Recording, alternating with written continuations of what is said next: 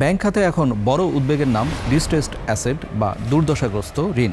বাংলাদেশ ব্যাংকের সবশেষ আর্থিক স্থিতিশীলতা প্রতিবেদন বলছে 2025 সাল শেষে এই ঋণের স্থিতি বেড়ে দাঁড়িয়েছে প্রায় 11 লাখ কোটি টাকা, যা বিতরণ করা মোট ঋণের 60% কাছাকাছি।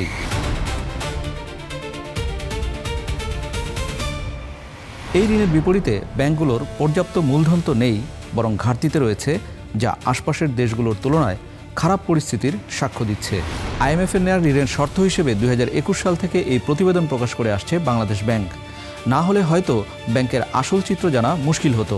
সবশেষ প্রতিবেদনের আলোকে আমরা বুঝতে চেষ্টা করব ব্যাংক খাতের প্রকৃত পরিস্থিতি কেমন। দুর্দশাগ্রস্ত ঋণ আসলে কি? ব্যাংক খাতে খেলাপির কথাই সবচেয়ে বেশি শোনা যায়, তবে এর পাশাপাশি আছে পুনঃতফসিল করা ঋণ এবং এমন কিছু ঋণ যা ব্যাংক তার সাধারণ প্রক্রিয়ায় আদায় করতে না পেরে ব্যালেন্স শিট থেকে সরিয়ে রাখে। এটি অবলোপনকৃত ঋণ নামে পরিচিত। অর্থাৎ দুর্দশাগ্রস্ত ঋণ বলতে খেলাপি, পুনঃতফসিল ও অবলোপন করা ঋণকে বোঝায়। ব্যাংকের ভাষায় একে ডিস্ট্রেসড অ্যাসেট বলা হয়। এসব ঋণ সহজে আদায় করা যায় না। কতটা বেড়েছে দুর্দশাগ্রস্ত ঋণ?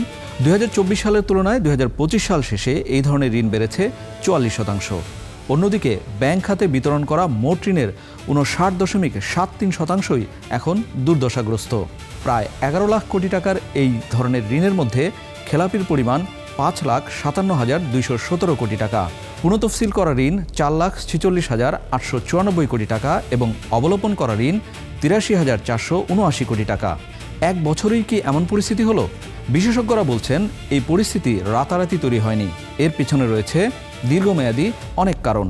অতীতে অনেক ঋণ নিয়মিত না থাকলেও নানা সুবিধার মাধ্যমে নিয়মিত দেখানো হয়েছে। ডাউন পেমেন্ট কমিয়ে পুনঃতফসিলের মাধ্যমে বা বিশেষ নীতি সহায়তায় বহু ঋণ দীর্ঘদিন প্রকৃত হিসেবে ধরা হয়নি। এছাড়া বড় অঙ্কের ঋণ প্রভাবশালী গোষ্ঠীর কাছে কেন্দ্রীভূত হওয়ায় অনেক ক্ষেত্রে তা আদায়ের পরিবর্তে বারবার পুনর্গঠন করা হয়েছে। ফলে এসব ঋণ খেলাপি হিসেবে চিহ্নিত হয়নি।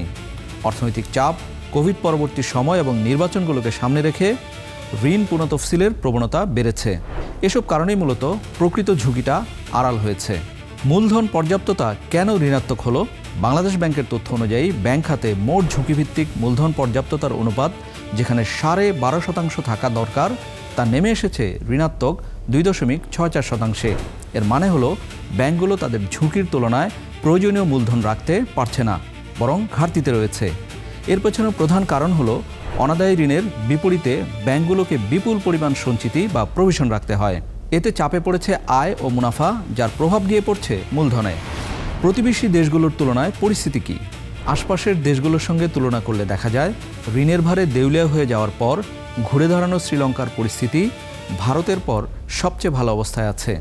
দেশটির ব্যাংক খাতের মূলধন পর্যাপ্ততা 19.4% আর ভারতের 20.8%।